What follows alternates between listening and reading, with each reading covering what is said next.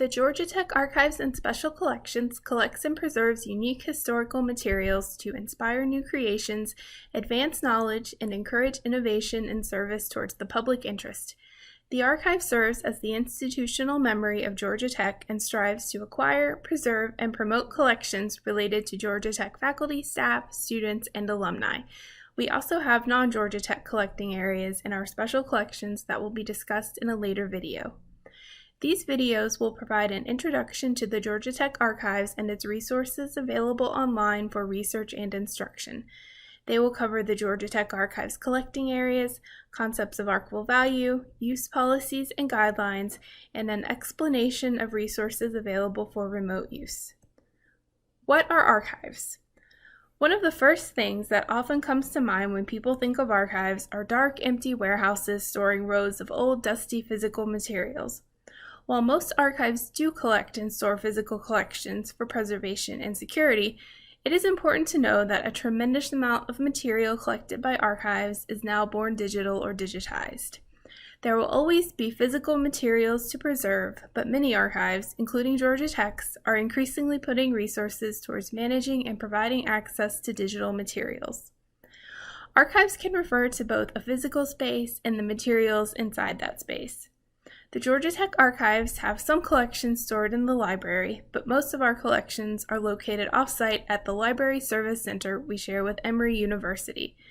We also have a digital repository called Smart Tech, where we store, preserve, and provide access to born digital and digitized archival materials. What do archives collect? Archives collect records with enduring value that are unique or rare. Most archival collections contain documents of which only one copy exists in the world. Some examples of physical records that archives collect are correspondence, organizational records, diaries, reports, financial records, scrapbooks, photographs, architectural drawings, computer hardware, and audiovisual materials. Some examples of born digital materials collected include email, social media, web pages, photographs, computer software, and audiovisual files. Archives may also collect publications, either physical or digital, like newspapers, yearbooks, magazines, or books. How do archives balance preservation and access? Many archivists today are fighting the dark, dusty warehouse stereotype by balancing collection preservation with access. Archivists follow preservation best practices to slow or stop the deterioration of physical items. This usually includes housing materials in acid-free folders and boxes and storing them in a climate-controlled environment. This is also why we ask in-person researchers not to use pens or have food or drink near archival materials. Digital materials have unique preservation and access issues. Because technology evolves quickly, digital formats must be migrated to new formats to avoid obsolescence and provide continuous access. Digital files also require detailed metadata to provide context and make them searchable. Additionally, there are security concerns when providing access to digital files, particularly online.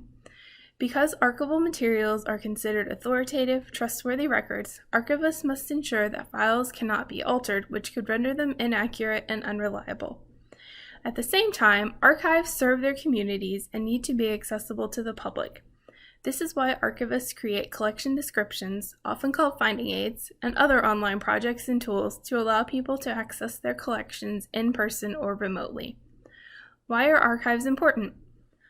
Archival records are publicly accessible and provide an authentic understanding of historical events.